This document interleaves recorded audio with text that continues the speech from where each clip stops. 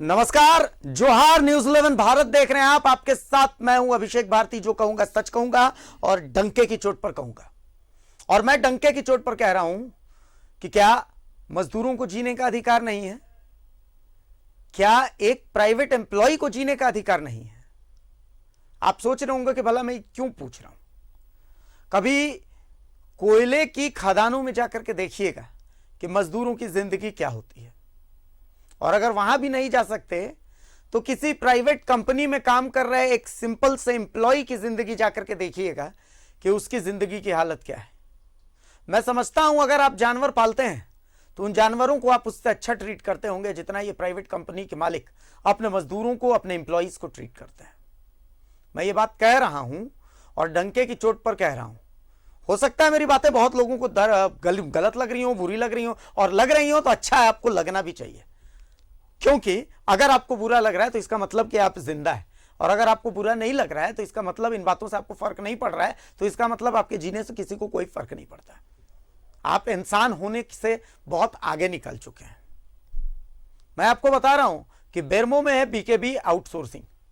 वहां के मजदूरों की जब हमने जिंदगी देखी तो हमारा कलेजा कांप गया, और हमारा कलेजा फटने को आया जब हमने सरायकेला के चंदुका केमिकल्स एंड मिनरल्स कंपनी में मजदूरों की स्थिति देखी। आप सोचिए कि कभी भी मजदूरों को पीट दिया जाता है, कभी भी मजदूरों के साथ कुछ भी हो जाता है, कभी भी गाली गलौज हो जाती है, सुरक्षा के कोई इंतजाम नहीं है। ऐसा लगता है जैसे मजदूरों को दिन भर की जो तनख्वाह मिलती है वो तनख्वाह नहीं बल्कि खैरात दी जा रही है, जबकि उससे 10 गुना काम उनसे लिया जाता है। इसके बावजूद वो वक्त जब आप उनको पैसा देते हैं, ये कंपनी के मालिक, तो वो वक्त ऐसा होता है जब लगता है कि उन्हें खैरात दी जा रही है। आज चर्चा इसी पर होगी और डंके के चोट पर होगी।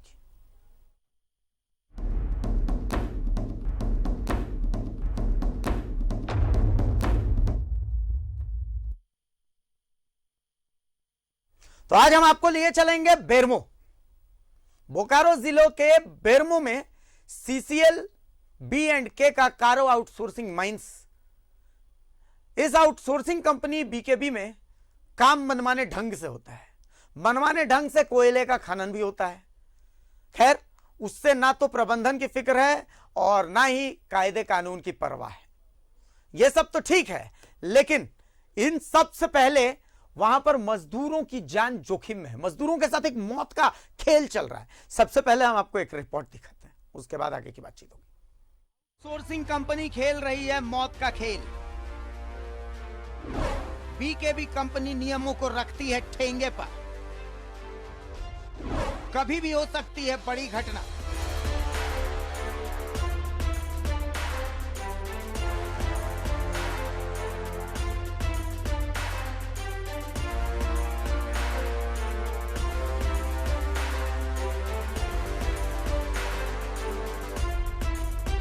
ये तस्वीर आपने देखी, आपको लग रहा होगा कि ये कोयले की खान है और यहां से कोयला निकाला जा रहा है। आप बिल्कुल सोच सही रहें, लेकिन नियम कायदे को यहां ठेंगा दिखाकर कोयले को निकाला जा रहा है। यहां काम कर रही कंपनी का नाम है आउटसोर्सिंग कंपनी बीकेबी। धड़ल्ले से कोयला निकाल रही है ये कंपनी यहां पर, लेकिन उसे ना प्रबंधन की परवाह है, ना मजदूरों की जान की फिक्र है। कोयला खनन का जो गाइडलाइन है उसकी तो यहां धज्जियां उड़ रही हैं, और मजाल है कि कोई सवाल उठा दे। चलिए आपको बताते हैं कि बीकेबी कर क्या रहे। कंपनी खनन वॉल में बेंच नहीं बनाई, कंपनी ने खदान की फेंसिंग नहीं की, कंपनी डीजीएमएस के गाइडलाइन का पालन नहीं करती, कंपनी मजदूरों को सुरक्षा नहीं दे रही। बीकेबी तो इन नियमों का पालन नहीं कर रहे, लेकिन कायदे से एक कंपनी को क्या करना चाहिए ये हम आपको बताते हैं कि नियम क्या है। नियम के मुताबिक खनन वॉल में बेंच होना चाहिए, खदान के चारों तरफ फेंसिंग होनी चाहिए, डीजीएमएस के सभी गाइडलाइन का पालन करते हुए खनन होना चाहिए, मजदूरों को सुरक्षा मिलनी चाहिए। टारो माइंस के ऊपर अभी DTPNP भोला सिंह साहब का विजिट हुआ था। अभी NCL CMD बन रहे हैं। वो भी चिंता जाहिर किए टारो माइंस पर, बेंच वाइज नहीं रहने पर, बेंच वाइज टोला उत्पादन नहीं हो रहा, ऐसे वो भी चिंता जाहिर किए हैं। वहाँ डाट बटबिटी हैं। टारो माइन में या जमीन उपलब्ध नहीं हो रहा है प्रबंधन द्वारा। अब बीकेपी का ही मनमानी चल रहा है। जहाँ तक हमको जो बीकेपी का मनमानी चल रहा है, कुआं बनाने कोयला उत्पादन के सुरक्षित माइंस नहीं चलाया जा रहा है। इसका चिंता जो है डीटीपीएनपी भोला सिंह भी कर चुके हैं। इस निमित्त अधिकारी गण और सभी लोग टारो माइंस बराबर जा रहे हैं, बराबर दबाव डाल रहे हैं। बेंच बाई जो सुरक्षित माइंस चला जाए, सुरक्षित माइंस नहीं चलाया जा रहा है। इस संबंध में B&K GM M.K. राव से बात करने की कोशिश की गई, लेकिन वो बात को टालते नजर, सिर्फ इधर उधर की बात करते नजर। सुरक्षा का जहाँ तक सुरक्षित माइंस चलाने का बात है कारों में, तो फिलहाल में जमीन के चलते प्रॉपर बेंचिंग वहाँ नहीं है। खतरा तो है, लेकिन प्रबंधन की लापरवाही है कि उसको शिफ्टिंग नहीं किया जा रहा है। अगर उस कारों जो बस्ती है उसको अगर शिफ्ट कर दिया जाता तो जगह है नहीं, तो कोयला का बेंच छोड़ा नहीं जा रहा, प्रोडक्शन करना है। इस नाम पर प्रबंधन भी लाचारी होकर के और कोयले का उत्पादन किए जा रहा है, लेकिन वो सुरक्षित माइंस नहीं है। कोल इंडिया की हालत उतनी अच्छी नहीं है। यही कारण है कि आउटसोर्सिंग कंपनियां काम कर रही, लेकिन ये कंपनी मुनाफे के चक्कर में सारी हद पार कर जाती है। और ये सब कोल इंडिया के लिए तो अच्छा संकेत नहीं है, लेकिन सवाल पीछे ये रह जाता है कि मजदूरों की जान की जिम्मेदारी आखिर किसकी है। बेरमो से न्यूज़ 11 भारत के लिए चंदन दुबे की रिपोर्ट।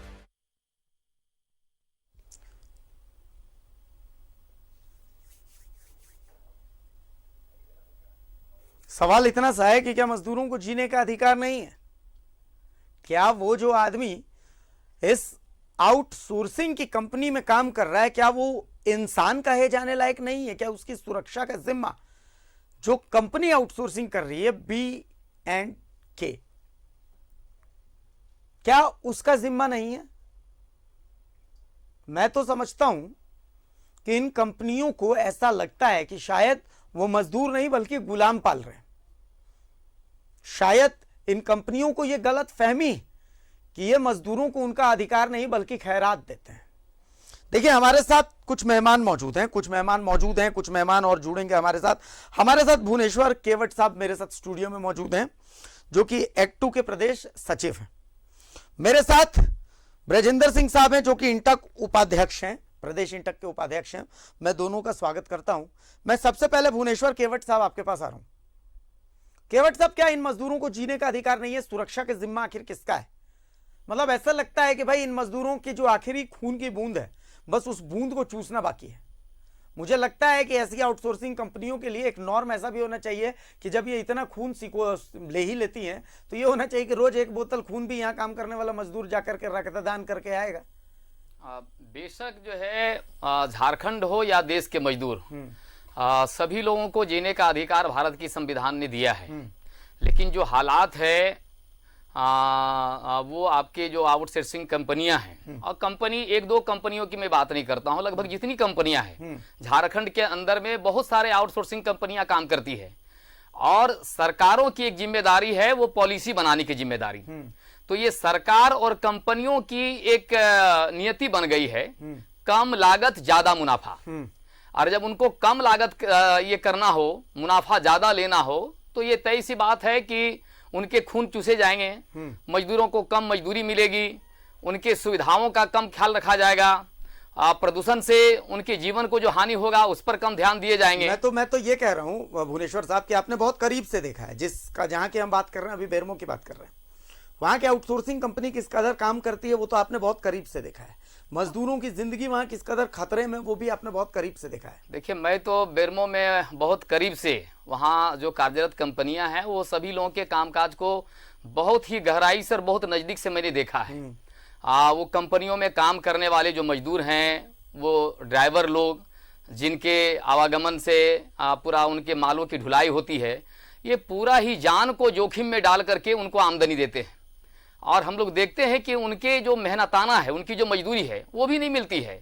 मैं जिस बीकेबी कंपनी की बात करते हैं, मैं उसी कंपनी की बात कर दूं कि वहां के जो ड्राइवर हैं लगभग उस कंपनी में 25 साल से लोग काम करते थे और उनकी जो है वो 30,000 रुपये जो है जो मेहनताना था वो भी नहीं मिल रहा था। बेचारे गरीब बीमार के हालत में जूझ रहे थे और तब हम लोगों को उसी बीकेबी कंपनी की यानी बेरमो साइडिंग को जो स्टेशन से समीप है 2 दिनों तक बंद कराना पड़ा। अच्छा। और तब जाकर के यानी उनके पुत्र को, उन मजदूर को हम लोग जो है ना वो उनका कम से कम काम किया हुआ मजदूरी दिला पाए।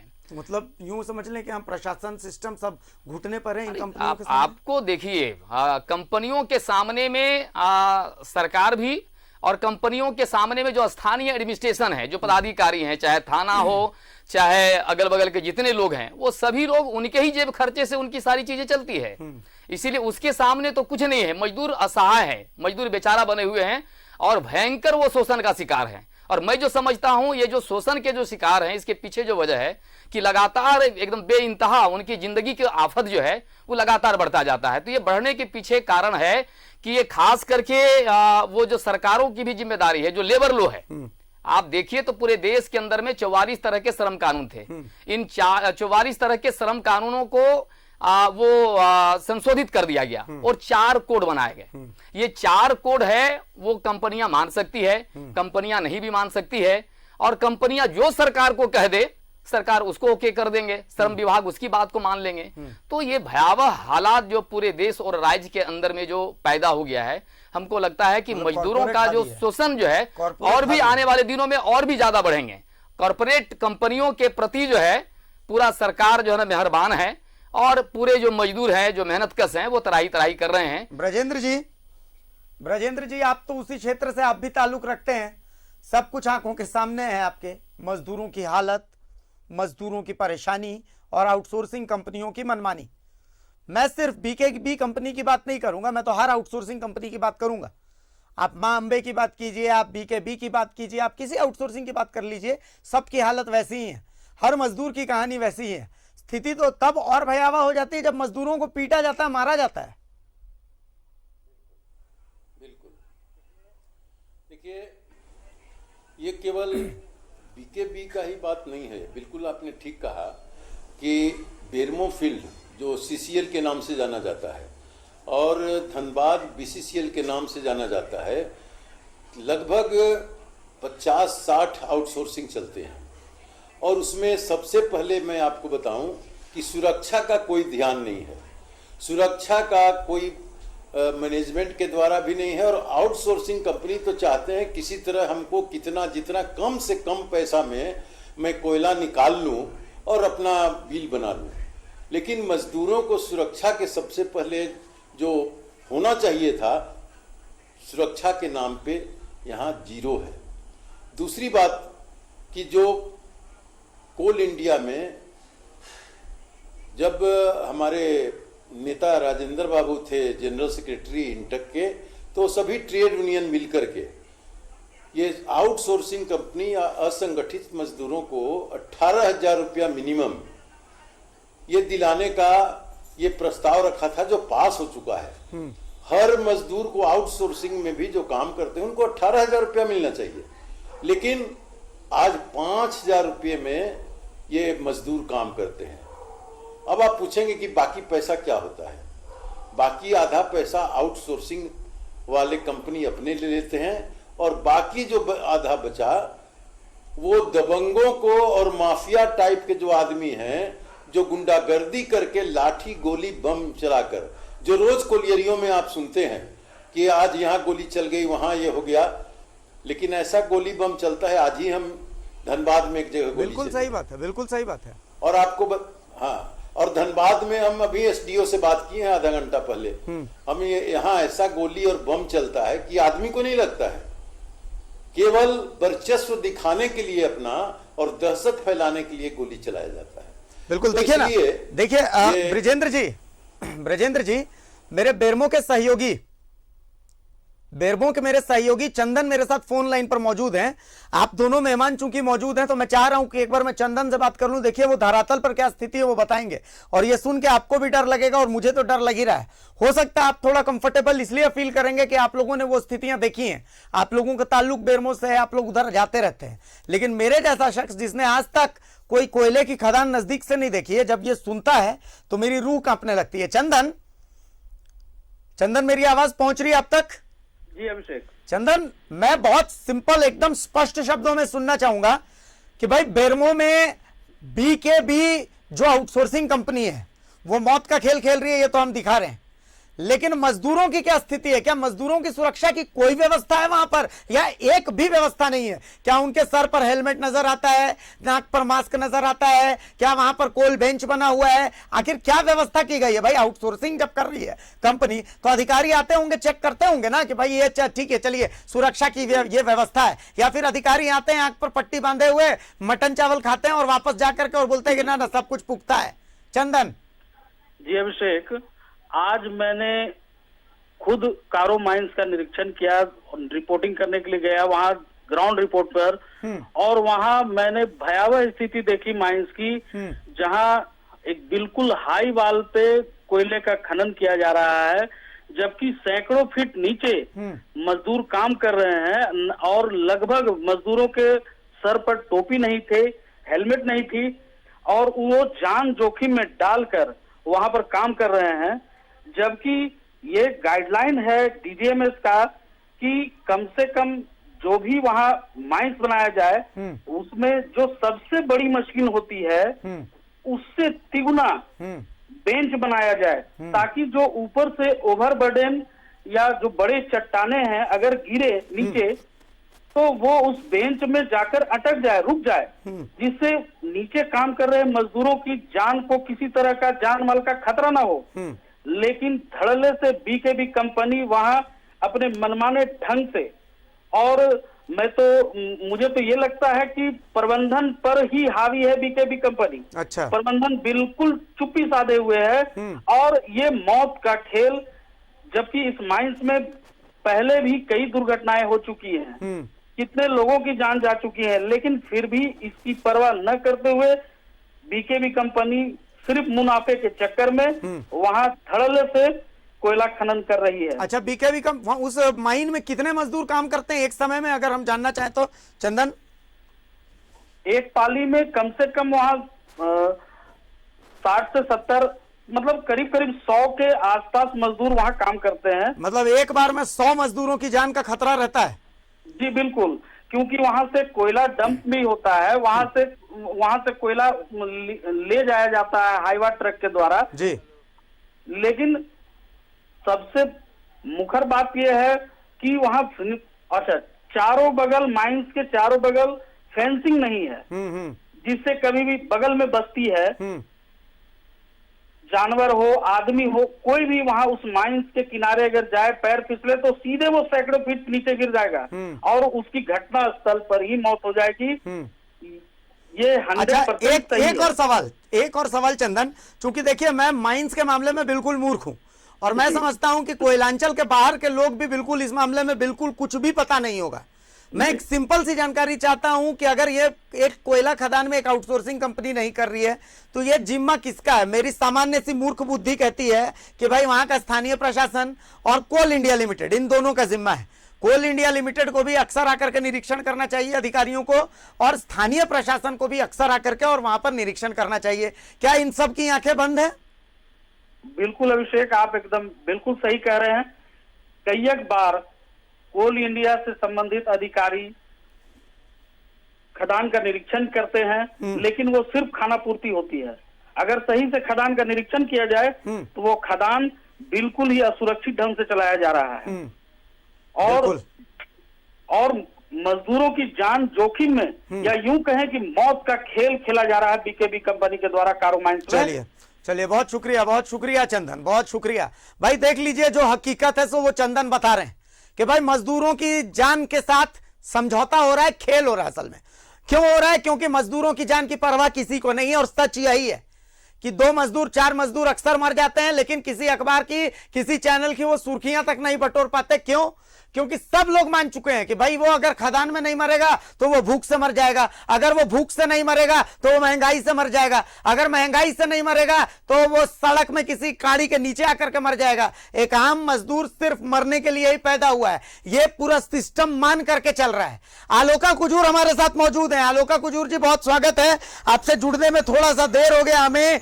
एटक की नेता है आलोका जी। बेरमो के बीकेबी आउटसोर्सिंग की बात हो रही है। देखिए, मजदूरों की सुरक्षा बिल्कुल जीरो, सिर्फ और सिर्फ खनन पर ध्यान है, सिर्फ और सिर्फ ट्रांसपोर्टेशन पर ध्यान है, सिर्फ और सिर्फ मुनाफा पर ध्यान है। लेकिन जिसके थ्रू ये मुनाफा आ रहा है उसकी सुरक्षा किसके भरोसे है? तो उसकी सुरक्षा, जब ये सवाल पूछा जाता है तो लोग ऊपर देखने लगते हैं कि भगवान है ना उनकी सुरक्षा के लिए। भगवान ने जन्म दिया है, यहां पर ऐसी जिंदगी जी रहे हैं, ठीक है, एक्सीडेंट में मर जाएंगे, हम ज्यादा से ज्यादा हंगामा करने वालों को 50,000 रुपए का मुआवजा दे देंगे, उसके बाद फिर और उससे ज्यादा क्या होगा? सियासत भी सो जाती है, सिस्टम भी सो जाता है। तो क्या मजदूर किसी के लिए नहीं है? मजदूर किसी का नहीं है और कोई मजदूरों का नहीं है। आलोका कुजूर जी,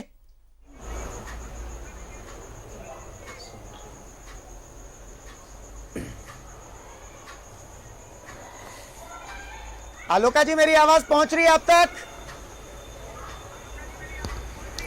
जी जी पहुंच रही है मेरे तक। मेरा मेरा इतना ही सवाल है मैडम कि क्या मजदूरों का कोई नहीं है और मजदूर किसी के नहीं है? मजदूरों के लिए आवाज उठाने वाला कोई नहीं है? ऐसा नहीं है, ऐसा नहीं है कि मजदूरों के सवाल नहीं उठाए जाएंगे। कोल इंडस्ट्री के इलाकों में जो काम कर रहे हैं मजदूर हैं, वो किसी न किसी समूह के साथ जुड़े हुए हैं, किसी न किसी संगठनों के साथ जुड़े हुए हैं। ये मामला जो उठकर आया है बेरमो के आउटसोर्सिंग का मामला है, ये बहुत पुराना मामला है। आउटसोर्सिंग के मामले के अंतर्गत मजदूरों में हो रहे अन्याय के खिलाफ में लगातार आंदोलन होते रहे हैं। और दूसरी तरफ यह है कि जब अगर सुरक्षा और मजदूरों की जो मौत हो रही है या आउटसोर्सिंग के माध्यम से मजदूरों के ऊपर जिस तरीके की प्रक्रिया चल रही है, तो ये सीधे का सीधे वो कंपनी जिम्मेवार है। और अगर मजदूरों की ये बात आती है तो ये मीडिया घराना इस बात को तो नहीं तरजीह देते हैं, मगर जो संगठन यहाँ काम करते हैं वो तरजीह देते हैं। और ऐसे मामले आते हैं तो इसको गंभीरता से लिए जाते हैं और इस पर लंबी लड़ाई लड़ी जाती है और उनको न्याय दिलाया जाता है। मैं एक बार फिर से ब्रजेंद्र सिंह जी के पास आ रहा हूं। ब्रजेंद्र जी, देखिए, हमने तो रिपोर्ट दिखा दी, अभी भी क्या लगता है प्रशासन जागेगा? आप लोगों को ऐसा लगता है कि उन मजदूरों की सुध ली जानी चाहिए? सबसे पहले तो आपने ये बता दिया कि हम तो इस लाइन में मूर्ख हैं, लेकिन हमको जो लगता है कि जो आपने सवाल किया है और जिस तरह से आप गहराइयों तक जाकर के इसकी छानबीन की है, हमको लगता है कि आप बहुत बहुत गहराई तक जाकर के इसमें आप ये किए हैं और मजदूरों के बारे में सोचे हैं, इसलिए आप लोग को बहुत बहुत धन्यवाद जी। लेकिन आपको बता दें, आप प्रशासन की बात कर रहे हैं ना, प्रशासन तो लगता है कि आउटसोर्सिंग के पॉकेट में चला गया है। और आउटसोर्सिंग जैसे ही यहाँ चालू होता है, कोई नया आता है, चाहे बेरमो में हो चाहे धनबाद में हो, जैसे ही आउटसोर्सिंग आती है यहाँ एसडीओ सबसे पहले 144 लगा दिया जाता है। क्यों लगाया जाता है? उनके पक्ष में कि कोई मजदूर, कोई यूनियन, कोई नेता यहाँ आकर के रोजगार नहीं मांगे, जिंदाबाद का नारा किसी का नहीं करे। और इसलिए प्रशासन बिल्कुल मूक दर्शक है। अगर मुकदमा कोई हो गया, मारपीट हो गई, तो उसके लिए पुलिस आती है और पुलिस मुकदमा करके गिरफ्तार करती है। और दूसरी बात है कि इसमें बीसीसीएल के पदाधिकारियों का मिली भगत है या सीसीएल के पदाधिकारियों का। जो बेरमो की आप बात कर रहे हैं, वहां जीएम है मिस्टर राव जी। उनको ये देखना चाहिए कि फॉर्म बी में कौन कौन मजदूर काम करते हैं, उनका पीएफ कट रहा है कि नहीं कट रहा है, उनका जमा हो रहा है कि नहीं पीएफ ऑफिस में। तो ये कुछ मतलब नहीं करते हैं। और इसलिए नहीं करते हैं कि वो आउटसोर्सिंग के मालिकों से मिले रहते हैं और मजदूरों को देखने वाला सचमुच में कोई नहीं है और मजदूर को केवल 5,000 रुपया में काम करना पड़ रहा है। इसलिए सबसे ज्यादा जो मारे जा रहे हैं वो मजदूर वर्ग है और ये बीसीसीएल प्रबंधन और हम यहां तक कहते हैं कि जिले के प्रशासन भी। आप ये अंदाज कर सकते हैं कि अभी आउटसोर्सिंग कंपनी आती है और 144 लग जाता है। नहीं, ये तो सबको पता है सर, ये तो सबको पता है ब्रिजेंद्र जी, ये तो सबको पता, भुवनेश्वर जी ये तो सबको पता है कि भाई आउटसोर्सिंग कंपनी वहां पर ये स्थिति किए हुए है। मैं कह रहा हूं कि ठीक है, आंदोलन भी होते रहते हैं। आलोका जी कह रही है कि भाई मीडिया आवाज नहीं उठाता, लेकिन मजदूर संगठन तो आवाज उठाते हैं। मैं कह रहा हूं कि उसका हासिल क्या है, मैं कह रहा हूं कि उसका हासिल क्या है? क्या मजदूर ऐसी आंदोलन होते रहेंगे, मजदूर ऐसी जिंदगी जीते रहेंगे? भुवनेश्वर साहब, मजदूर तो ट्रेड यूनियन से यूनाइटेड है, जुड़े हुए हैं। सवाल उठता है कि आज के दौर में ट्रेड यूनियनों की जो मान्यता का सवाल है। मैं एक छोटा सा उदाहरण आपको दे दूं। बिहार के समय में झारखंड की 980 ट्रेड यूनियन वो रजिस्टर्ड थी। जब झारखंड बनने के बाद झारखंड सरकार में सब ट्रेड यूनियन अपना रिटर्न जमा करना चालू किए। अचानक ट्रेड यूनियनों को यह बताया गया कि आपकी ट्रेड यूनियन की मान्यता खत्म हो गई। तो आप देखिए कि ट्रेड यूनियन की मान्यता नहीं रहेगी, ट्रेड यूनियनों का महत्व धीरे धीरे कम कर दिया जाएगा। जो श्रम विभाग है वो चाहते हैं कि दलाल बिचौलियों से सारा काम करा लिया जाए। तो ये तय है कि आउटसोर्सिंग कंपनियां मनमाने तरीके से मजदूरों का शोषण करेगी। हाँ। तो यही जो है वो हालात बन गया है। तो ऐसे कंडीशन में हमको लगता है कि खास करके ट्रेड यूनियन को थोड़ा एस्टेब्लिश करना, मतलब वो होता है ना कि लकड़ी के कटने का किस्सा ना होता अगर कुल्हाड़ी के पीछे लकड़ी का हिस्सा ना होता। ये तो यही हालात बन गई है। तो हमको लगता है कि मजदूरों के मेहनत से ही सारा उत्पादन होता है, उन्हीं के खून पसीने से कंपनियां भी मालामाल होती है, पूरा हमारा देश भी जो है ना चकाचौंध रहता है। तो ये तय है कि उनके जो अधिकार हैं, जो खास करके संविधान ने भी और मजदूरों के लिए जो भी उसको जिंदा रहने के जो बुनियादी अधिकार हैं, वो सारे अधिकारों पर यानी बखूबी जो है सरकार को भी कंपनियों को भी ये करना पड़ेगा। नहीं तो जो विस्फोटक हालत हो गया है, जो भी आउटसोर्सिंग कंपनियां हैं, आप ललमटिया को लीजिए, आप जो है ना कहीं भी लीजिए, कहीं चल जाइए ना, आप आम्रपाली चल कोयला खदानों में आप देखिए। यहाँ अभी हाल में जो हुआ है आपका KTPS, जहाँ दुर्घटना हुई, 4 लोग मर गए। तो ये तय बात है कि मजदूर अच्छा, ऐसे ही उससे भी क्या खतरनाक चीज देखिए क्या होता है। एक आउटसोर्सिंग को जिम्मा दिया, चलिए उसका काम संतोषजनक नहीं, उसको हटा करके दूसरे को आप जिम्मा दे रहे हैं। अब वहां पर एक संघर्ष पैदा होता है, पुरानी वाली जो आउटसोर्सिंग थी उसके बीच में और नई वाली जो आउटसोर्सिंग है उसके बीच में।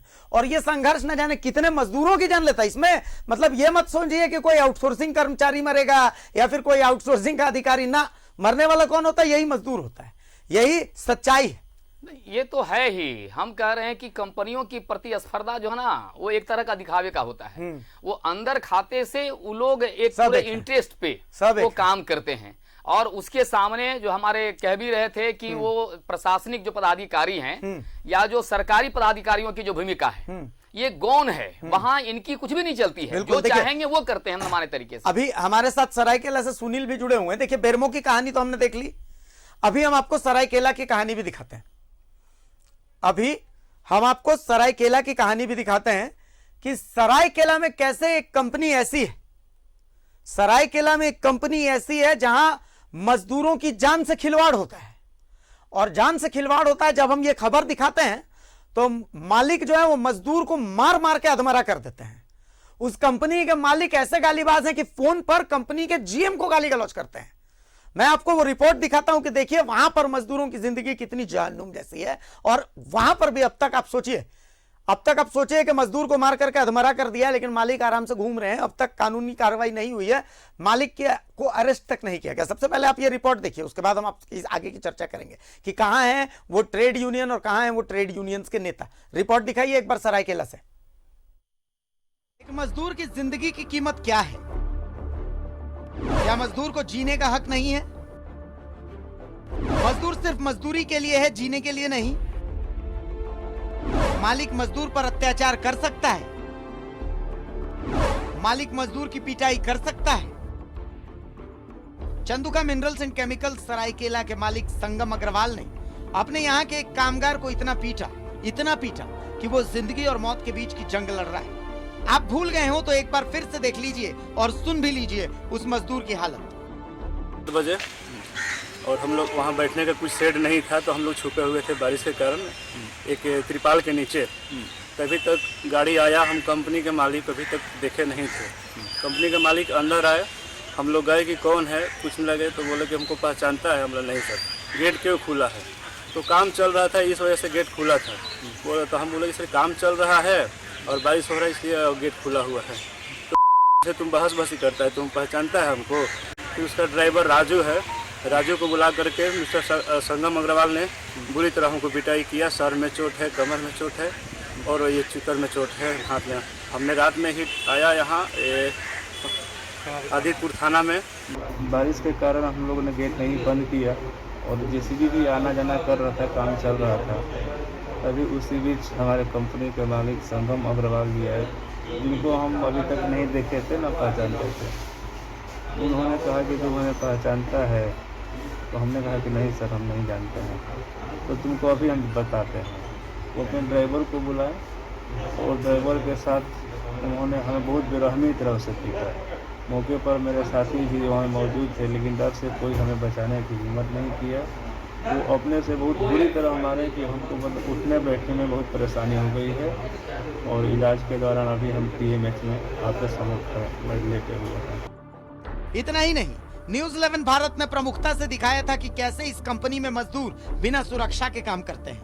हमने आपको दिखाया था कि यहाँ कंपनी के मालिक संगम अग्रवाल कैसे अपने कर्मियों से गाली गलौज करते हैं। तो उनका रिकॉर्डिंग है, रिकॉर्डिंग भेजे आपको हम जो प्रेस वाले। अरे सुनो ना यार वर्मा, तुम है खत्म आदमी, समझ गया? तुमको कुछ समझ में आता नहीं है, में रहते हो खाली। यहाँ प्रेस वाले सामने में बैठे हुए मेरा, और तुम हमको बोल रहा है कि नहीं ये चीज नहीं हुआ। तो क्या चीज हुआ बे? क्या हुआ? लो बात करो उनसे, हम ही तुमको बात कराते हैं। एक बार बात कर लो तुम। एक मिनट नहीं भैया, एक मिनट इससे नहीं, आपसे मिलने आया हूं सर। नहीं मैं आपसे आदमी एकदम वर्मा, समझ गया?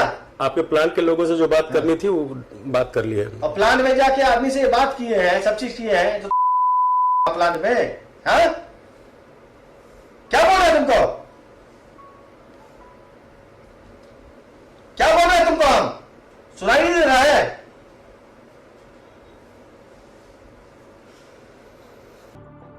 हमारे खबर दिखाए जाने के बाद श्रम विभाग की टीम फैक्ट्री के निरीक्षण के लिए पहुंची और वहां जो देखा टीम के सदस्य से ही सुन लीजिए। माननीय श्रम मंत्री श्री सत्यानंद भोक्ता एवं माननीय स्वास्थ्य मंत्री श्री बन्ना गुप्ता जी द्वारा कल निर्देश दिया गया था कि चंदुका मिनरल्स में एक मजदूर के साथ मारपीट हुआ है, वहाँ विभिन्न श्रम कानूनों का उल्लंघन किया जा रहा है। माननीय मंत्री जी द्वारा 3 सदस्यीय टीम बनाने का निर्देश दिया गया था।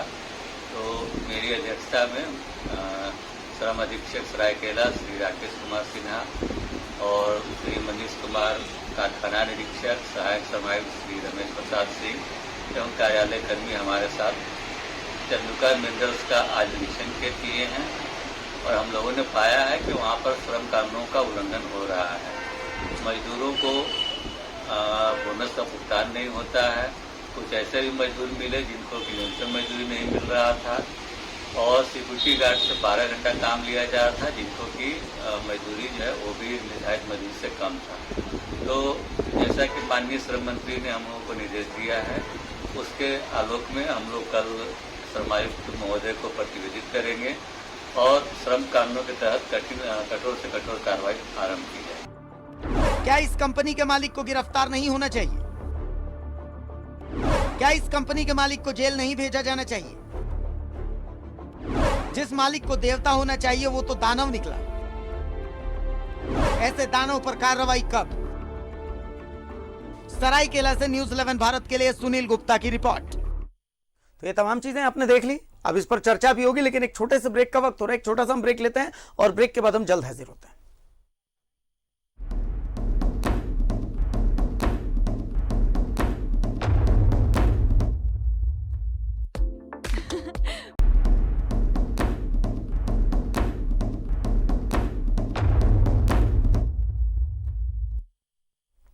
तो जो कहूंगा सच कहूंगा, डंके की चोट पर कहूंगा। ब्रेक के बाद आपका स्वागत है। और डंके की चोट पर कह रहा हूं कि देखिए, मजदूरों की जिंदगी तो ऐसी है। मेरे सहयोगी सरायकेला से सुनील जुड़े हुए हैं। सुनील, सबसे पहले तो आप ये बताइए कि जिस मरीज की पिटाई, जिस मजदूर की पिटाई हुई थी, उसकी फिलहाल हालत कैसी है और अब तक क्या संगम अग्रवाल की गिरफ्तारी हुई है?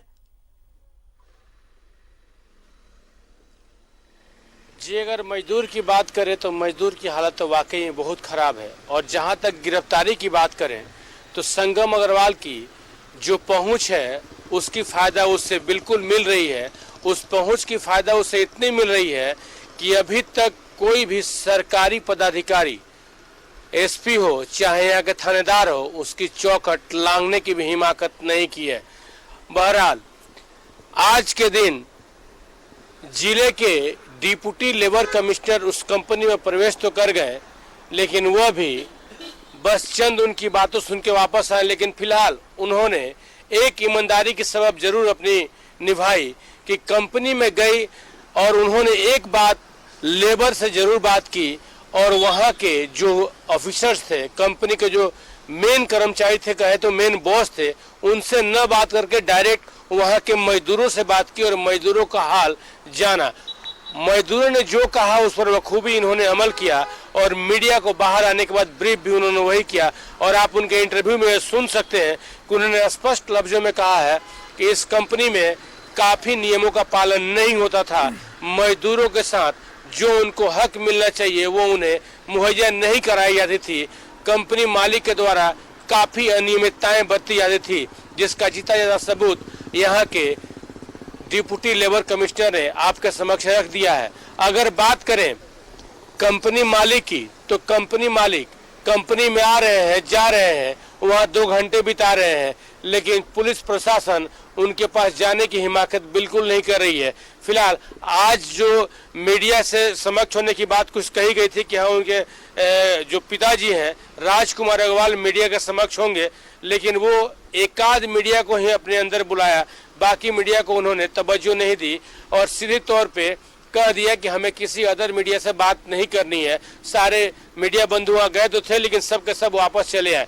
एक बात और मैं आपको बता दूं, कंपनी में अभी एक सूचना मिली, कंपनी में 2 बजे रात को ही कंपनी के कुछ प्रमुख कागजात भी जलाए जा चुके हैं और कंपनी के जो मालिक थे उनका यह आदेश था कि कंपनी में वर्कर तक भी प्रवेश नहीं करेंगे।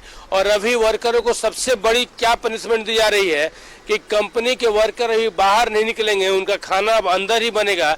जो वर्कर कुछ नाश्ता पानी के लिए बाहर निकल भी रहे थे, उन्हें बिल्कुल पाबंदी और पूर्ण रूप से पाबंदी लगा दी है कि आपको बाहर किसी न मिलना है, न बाहर जाना है, न आपको कुछ भी बाहर से खरीदना है।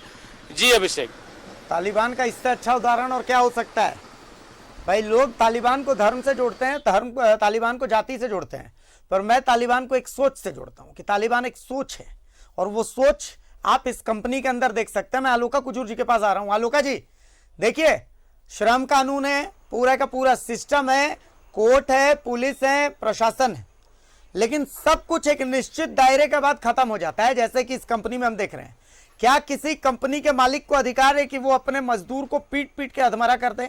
आप सोचिए कि इस घटना को 24 घंटे से ज्यादा हो चुके हैं, लेकिन अब तक इस कंपनी के मालिक को गिरफ्तार नहीं किया गया है। मैं कहता हूं कि ठीक है, मैं मानता हूं कि चलिए कंपनी ईमानदार है, मालिक ईमानदार है, पर क्या किसी शख्स को इतनी आजादी है कि वो अपने यहाँ के कामगार को मार मार के अधमरा कर दे? क्या सिस्टम इतना लाचार है कि किसी को गिरफ्तार न कर सके? आलोका कुजूर जी।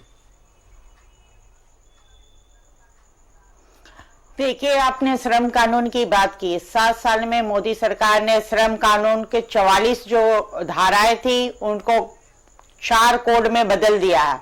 अब तक वो नीतियां नहीं बनी हैं, ये जानकारी के लिए दे दूं। और यही वो सुअवसर है कंपनियों के लिए कि जो कानून मोदी सरकार ने जिन कानूनों को तोड़ मरोड़ दिया है, और भुवनेश्वर केवट जी बता रहे हैं आपको कि वो सारे के सारे ट्रेड यूनियन के रजिस्ट्रेशन खत्म कर दिए गए हैं। ऐसी स्थिति में मजदूरों के सवाल उठाने वाले कोई नहीं है। रहा कि नेशनल स्तर पर श्रम विभाग बने हुए हैं, नेशनल स्तर पर सारी व्यवस्थाएं बनी हुई है, वो व्यवस्थाएं आपको पता है पूरे लॉकडाउन और पेंडेमिक के दौर पर जो स्थिति बनी, उसमें उनकी भूमिका आपको दिखेगी। ये एक अवसर है कंपनियों के लिए कि ना नीति है ना कानून है, इसमें वो जिस तरीके के लाठी है उसका वार वो मजदूरों पर करेंगे ही, क्योंकि अभी पैंडेमिक दौर चल रहा है और इस पैंडेमिक दौर में कंपनियां एक नए तरीके का जो शोषण है वो खड़ा करेगी और ये नए तरीके के शोषण के खिलाफ तमाम लोगों को खड़ा होना होगा। अगर नहीं खड़ा होते खुद मजदूरों को भी खड़ा होना होगा। अगर नहीं खड़ा होते हैं तब ये जो कंपनियों का जो चौधरीगिरी है वो जारी रहेगा। कहने का मतलब ये है कि अभी मोदी ने जिस तरीके से निजीकरण का दौर स्थापित किया है, 12 घंटे काम का जो प्रक्रिया शुरू की है, इसको कंपनियां फॉलो कर रही है, जबकि कई लोगों और कई संगठनों, कई ट्रेड यूनियनों का डिमांड है कि नहीं 8 घंटे से ज्यादा काम नहीं लिया जाए। बहुत अच्छी बात। अभी ये एक तरह का वाइटल पॉइंट होगा और हम समझते हैं कि ये जो 7 महीने में जो शोषण के लिए एक प्लेटफॉर्म तैयार किया गया है, वो प्लेटफॉर्म को आपको समझना पड़ेगा कि जो कानून मजदूरों के लिए थे उसको 4 कोड में बनाए, मगर उसकी नीति नहीं बनाया है। अभी ये नीति बनने में कितने साल लग जाएंगे, तब तक कितने मजदूरों पर शोषण हो चुका होगा। आपकी एकदम सही है, वाजिब है, मैं आपके साथ हूं, लेकिन मेरा सवाल इतना सा है कि इतने सारे मजदूर यूनियन है, इतने सारे मजदूरों के संगठन है, एक्टू है, सीटू है, आपका एटक है, इंटक है, मजदूर संघ है, सरकार का संघ है, विपक्ष का संघ है, सबका अपना अपना मजदूरों का संघ है, इतने सारे एनजीओ चलते हैं जो मजदूरों के अधिकार के लिए झंडा बुलंद करते हैं, आंदोलन करते हैं। अरे मोदी जी को तो आए हुए चलिए 10 साल, उससे पहले मजदूर कौन से बिल्डिंग में रहता है? मैं कहता हूं कि एक मजदूर जिंदगी और मौत की लड़ाई लड़ रहा है अस्पताल में।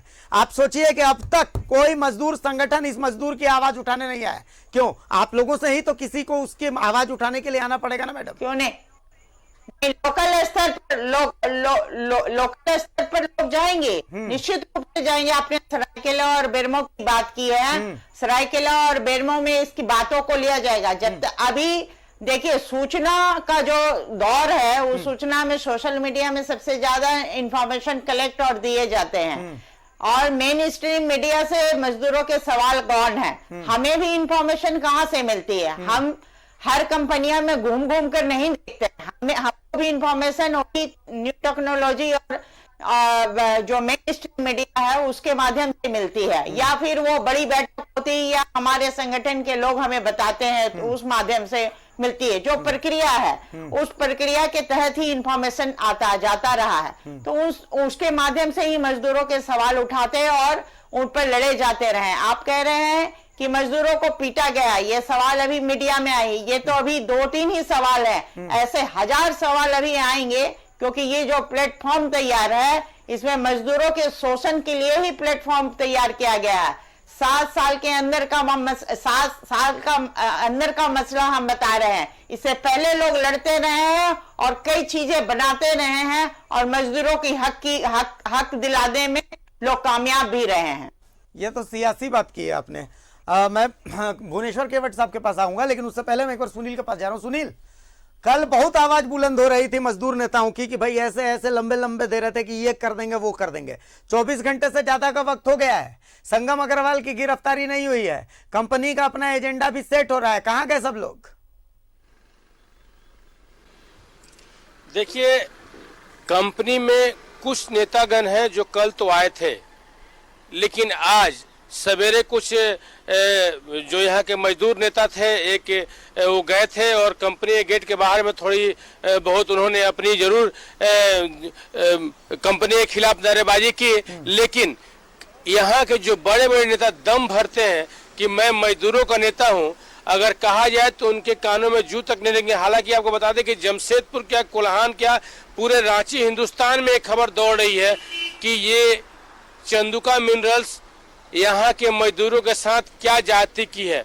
जो मजदूर, ये आज पहली बार नहीं है, आज तो न्यूज़ 11 एक ऐसा इस मुद्दे को उठा दिया है कि आज इस कंपनी की सोचने को मजबूर कर दिया है कि मतलब कि आपने ये गलत काम किया। लेकिन ये आज का ही इस कंपनी की आदत नहीं है, ये कंपनी न जाने कई वर्षों से इसी तरह से करती आ रहा है। आज तो खैर उस कंपनी में जरा रोड भी दिख रही है, लेकिन आपको बता दें हम लोग जब उस कंपनी में 10 साल पहले प्रवेश किए थे, आपको बता दें हम लोग इस न्यूज चैनल में 10 साल पहले भी इस खबर को चलाया जा चुका है। लेकिन यहाँ उस समय एक मुद्दा थी, करंट लग करके एक मजदूर की मौत हो गई थी, एक खबर चली थी हमारे न्यूज 11 में। लेकिन आपको बता दें उसके बाद से कई बार यहाँ के मजदूर नेताओं को इसके विषय में बताने की कोशिश की गई, लेकिन यहाँ के मजदूर नेता वहाँ आना लाजमी नहीं समझे। क्यों, हम बताते हैं। क्योंकि वो जो कंपनी के मालिक हैं संगम अग्रवाल, इतने पहुंच वाले हैं और इतने पैसे वाले व्यक्ति हैं कि उनके सामने कोई भी नेता की कोई कुछ नहीं चलती है। यहाँ तक कि जब वो अपने मुंह से कहते नहीं थकते हैं कि हमारे पास अगर प्रधानमंत्री भी उठ के चले आए तो हमें कोई फर्क नहीं पड़ते हैं, मीडिया 4 दिन चिल्लाएगा और बंद हो जाएगा। बिल्कुल लेकिन सही बात। सच बात आपको बताते हैं, यहाँ के जो लोग हैं, यहाँ के जो आम नेता है, दूर के नेता तो बहुत देर में आएंगे, लेकिन यहाँ जो दम भरते हैं, यहाँ के छात्र, ये यहाँ के जो मजदूर नेता है, झंडा लेके मजदूरों के हित की लड़ाई लड़ेंगे, लेकिन आज वो कहाँ चले गए हैं। और सभी को ये बात पता है, ऐसा बात नहीं है। अभी मैं कैमरे के नहीं, इस मुद्दे पर आवाज नहीं उठाएंगे, इस मुद्दे पर आवाज नहीं उठाएंगे। असल में स्थानीय नेता, लेकिन इस मुद्दे पर आवाज, सुनील, इस मुद्दे पर आवाज नहीं उठाएंगे। स्थानीय नेता जो है वो किस मुद्दे पर आवाज उठाएंगे मैं बताता हूँ कि कुल्लू पटांगा मौजा में सरकारी जमीन पर अतिक्रमण की जब आप खबर दिखाइएगा तो वहां पर वो लोग आ जाएंगे कि भाई आप लोगों का अतिक्रमण की खबर कैसे दिखा रहे हैं, कि यहाँ तो लोग जो हैं वो मेरा वोट बैंक है भाई, ये इनकी खबर आप कैसे दिखा सकते हैं। सुनील, मैं एक बार आ रहा हूं भुवनेश्वर केवट जी के पास। केवट जी देखिए, आलोका जी तो बोल रही है ठीक है, देखिए समय आज आपके पास मुद्दा है कि भाई मोदी जी श्रम कानूनों का एबोलिश कर रहे हैं।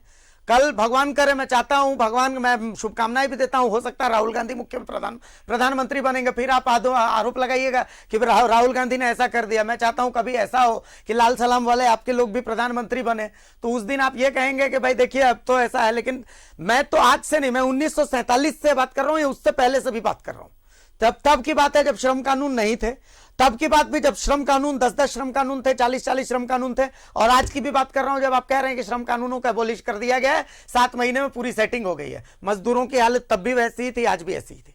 मैं कह रहा हूं कि मजदूरों की हालत क्यों नहीं बदलती? क्या मजदूर का पीटा जाना मजदूर नेताओं के लिए मुद्दा नहीं है? क्या आउटसोर्सिंग कंपनी की तरफ से मजदूरों का शोषण करना मजदूर नेताओं के लिए मुद्दा नहीं है? आंदोलन का मतलब तो यह है ना भाई कि आप बदलाव लेकर के आएंगे। यह आंदोलन का मतलब सिर्फ बैठ करके आवाजें ऊंची कर देना है। जब तक बदलाव ना आता है तब तक तो उस आंदोलन का कोई मतलब नहीं है। तो वो आंदोलन कहां है जो बदलाव लेकर के आएगा? भाई इतने शोषण के बाद, इतनी पिटाई के बाद तो देश में क्रांति हो जानी चाहिए। 1857 की क्रांति मंगल पांडे ने बस उतनी छोटी सी बात पर ही तो की थी, तो वो क्रांति कहां है? इसके लिए, इस क्रांति को रोकने के लिए आप मोदी, राहुल गांधी और येन केन प्रकार कोई बात नहीं कह सकते। भाई वो क्रांति कहां है? देखिए, जहां तक ये मजदूरों के पिटाई का मसला है, तो अभी जो मामला सामने आया, ये सिर्फ एक मामला नहीं है, ये कई मामले ऐसे होते रहते हैं और लगातार मजदूर इस तरह से इंतहा जो है ना वो जुल्म का शिकार होता रहा है। सबसे ये बड़ी बात, सबसे दुखद बात ये है कि ये मजदूरों के साथ जो लगातार इस तरह के घटनाओं में इजाफा हो रहा है। इजाफा होने का कारण क्या है? तो आप देखिए, तो सबसे वो पहली बात है कि जो मजदूरों के सुरक्षा कवच है, उनके लिए जो श्रम कानून है, तो वो श्रम कानून अगर कमजोर हो जाएंगे, मैं बता रहा हूं, मजदूरों की इस हालत का जिम्मेदार बस एक सिस्टम है। जो मालिक जानते हैं, आउटसोर्सिंग कंपनी के मालिक जानते हैं कि 70 साल में जब कुछ नहीं हुआ है तो आज मेरा कोई क्या बिगाड़ लेगा। सिंपल सी बात नहीं है। हम कह रहे हैं कि भाई देखिए, मजदूरों के हक की लड़ाई सबसे ज्यादा अगर कोई लड़ते हैं तो लाल झंडे वाला लगते हैं, और सबसे अधिक आज के दौर में भी मजदूरों के बीच में मजदूर ज्यादा संगठित और ज्यादा संख्या में हैं। मैं आपको ये बता दूं कि कंपनियों के अंदर में वही ट्रेड यूनियन को मान्यता मिलती है जो ट्रेड यूनियन यानी वैसे कंपनियों की ज्यादा चमचाई कर सके। मजदूरों के शोषण में देखिएगा तो वैसे बहुत सारी मान्यता प्राप्त ट्रेड यूनियन हैं, तो कहीं न कहीं अप्रत्यक्ष तरीके से उनकी भी भूमिका रहती है। बिल्कुल है। ऐसा नहीं है कि वो सिर्फ ये है। तो मजदूर अगर कहीं शोषित हैं, वो हर रोज उनको इस तरह के घटनाओं में मार पिटाई और उसके तरह से जुल्म ढाए जा रहे हैं। तो इसके लिए हमको लगता है कि ट्रेड यूनियन वो इससे अपनी पुंडी छुड़ा नहीं सकते हैं, कहीं ना कहीं ट्रेड यूनियन भी जिम्मेदार है। सबसे दुखद बात है कि ये 2 दिनों की घटना के बावजूद अब तक लोग नहीं गए।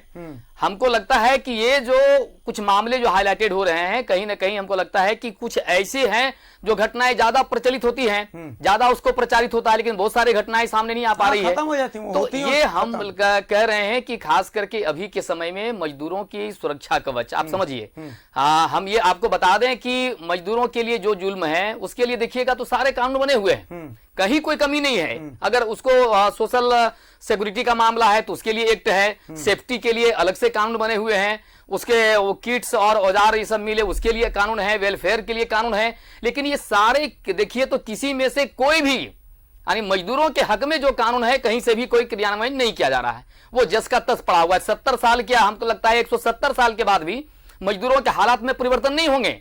मजदूरों को उतनी ही कम मजदूरी दी जा रही है जिससे वो जिंदा रहे, वो उससे काम ले सके।